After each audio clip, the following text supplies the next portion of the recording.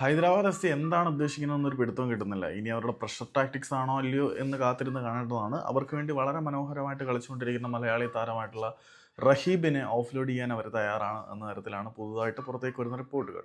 പക്ഷേ റഹീബിനെ അങ്ങനെ വെറുതെ അങ്ങോട്ട് ഓഫ്ലോഡ് ചെയ്യുകയല്ല, വളരെ നല്ല പൈസ കിട്ടിയാൽ മാത്രമേ റഹീബിനെ അവർ വിൽക്കത്തുള്ളൂ എന്നാണ് അറിയുന്നത്.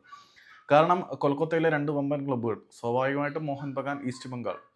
മോഹൻ ബഗാൻ ഒരു താരത്തിന് വേണ്ടി ഇറങ്ങിയാൽ ഈസ്റ്റ് ബംഗാൾ ഇറങ്ങും, ഈസ്റ്റ് ബംഗാൾ ഒരാൾക്ക് വേണ്ടി ഇറങ്ങിയാൽ മോഹൻ ബഗാൻ ഇറങ്ങും. കാരണം ആ ഒരു സെറ്റപ്പിൻ്റെ പോക്ക് അങ്ങനെയാണ്. അപ്പോൾ കൊൽക്കത്ത ജയൻസും മറ്റ് ചില ISL ക്ലബ്ബുകളും നമ്മുടെ റഹീബിനെ സ്വന്തമാക്കാൻ വേണ്ടി റാറ്റ് റൈസ് വില ഓടിക്കൊണ്ടിരിക്കുകയാണെന്നാണ് അറിയുന്നത്. അതേസമയം ജിൻഡാൽ ഗ്രൂപ്പിൻ്റെ ഉടമസ്ഥതയിലുള്ള ഹൈദരാബാദ് എഫ് സിയുടെ തീരുമാനം എന്താണെന്ന് വെച്ചാൽ അവരൊരു റൈറ്റ് പ്രൈസിന് വേണ്ടി വെയിറ്റ് ചെയ്യുകയാണ് എന്നാണ് അർത്ഥം. ചിലപ്പം അവർ പ്രതീക്ഷിക്കുന്നത് ഒരു ഹ്യൂമങ്കസ് എമൗണ്ട് ആയിരിക്കും. അവരുടെ മാർക്കറ്റ് വാല്യൂ ഉയർത്തുന്നതിൻ്റെ ഭാഗമായിട്ടുള്ള PR ഗെയിം ആയിരിക്കും ഇത് എന്നുള്ള ഒരു ചോദ്യചിഹ്നമാണ്. വിൽക്കുമെന്ന് പറഞ്ഞിട്ട് വിൽക്കാതിരിക്കാനുള്ള പണിയാണ്. അതിനും സാധ്യതകളൊക്കെ ഉണ്ട് എന്നാണ് വിശ്വസിക്കുന്നത്. ഏതായാലും റഹീബിന് വേണ്ടി വളരെ നല്ല ഒരു എമൗണ്ട്, ആര് വലിയ എമൗണ്ട് ഓഫർ ചെയ്യും എന്നറിയാൻ വേണ്ടി അവർ റൈറ്റ് പ്രൈസിന് വേണ്ടി വെയിറ്റ് ചെയ്യുകയാണ്. അവർ വിൽക്കാൻ റെഡിയാണെന്നാണ് ഇപ്പോൾ പുറത്തേക്ക് വരുന്ന റിപ്പോർട്ട്. പക്ഷേ ഒരു റൈറ്റ് പ്രൈസിന് വേണ്ടി വെയിറ്റ് ചെയ്യുന്നു എന്ന് പറയുമ്പോൾ ചിലപ്പോൾ അവർക്ക് ഈ ഒരു മാർക്കറ്റിൻ്റെ നേച്ചർ അറിയാൻ വേണ്ടിയിട്ട് എത്ര വരെ വില പോകുമെന്ന് അറിയാനായിരിക്കും.